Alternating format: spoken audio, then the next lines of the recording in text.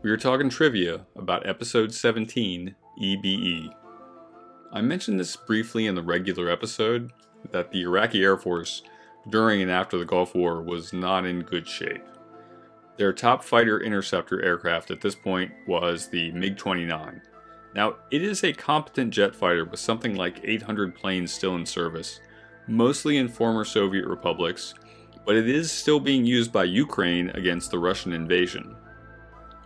Could it down a UFO, presumably an extraterrestrial spacecraft? I guess it could? I don't... Why not?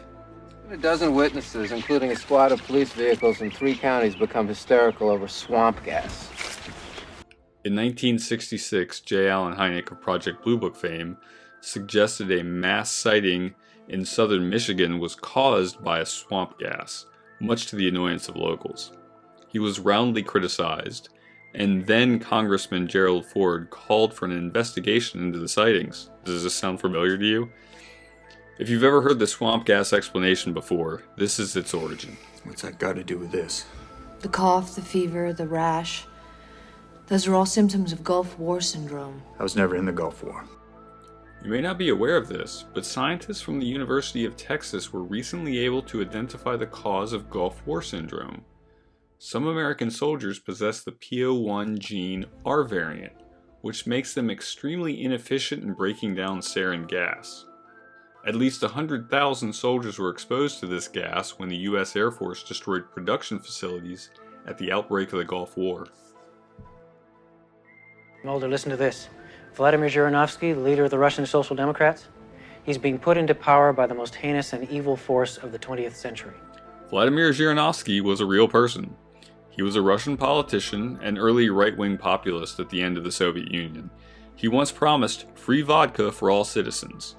He was an exceedingly strange man with a lot of extreme views, including wanting to use nuclear weapons against Chechnya. He unsuccessfully ran for president several times and has since passed away in 2022. Mulder has put a blue or purple bulb in his desk lamp and aimed it at the window as a way to clandestinely signal Deep Throat. Now, this is a reference to the real Deep Throat, as Bob Woodward put a small red flag in a flower pot on his balcony to signal when he wished to meet. I've mentioned hoax photographs before. They were a constant during the analog film age of the UFO phenomenon. UFO Party. It's important to remember that the UFO phenomenon was part of the New Age movement. Early on, it was largely divided into scientific and spiritual camps. The scientific camp wanted to know about extraterrestrial biological life, deep space, faster than light travel, etc., while the spiritual camp wanted enlightened beings to come help humanity find peace and meaning and unity. We'll see quite a bit of gray hat hacking on this show. It was extremely popular in the 90s, and still is to some extent. Langley has just infiltrated the Department of Energy to get Fox and Dana some fake IDs. We know and love Tom. This is the second time his name is a joke in the show. Val Stefoff, real name Vladimir, is another assistant director for the X-Files. His first work on the show was in the last episode, Young at Heart.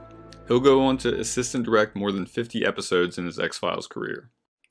The Department of Energy is no stranger to conspiracy theories. They do have an unusual set of responsibilities, including maintaining the nuclear stockpile of weapons and nuclear research generally. They have also funded or initiated human genomics projects, including mapping the human genome. I haven't double-checked this, but I think the Hawkins Lab in Stranger Things was a fictional Department of Energy facility too. Finally, this isn't trivial to the show, but this really feels like the first true mythology episode, as Deep Throat details the nature of a global conspiracy of secrecy. All the major geopolitical powers vow to eliminate any intelligent extraterrestrial life they encounter. We don't know why, but we know they're doing it. That's it. That's E.B.E. trivia. Next up is number 18, Miracle Man. Mulder, the truth is out there. But so are lies.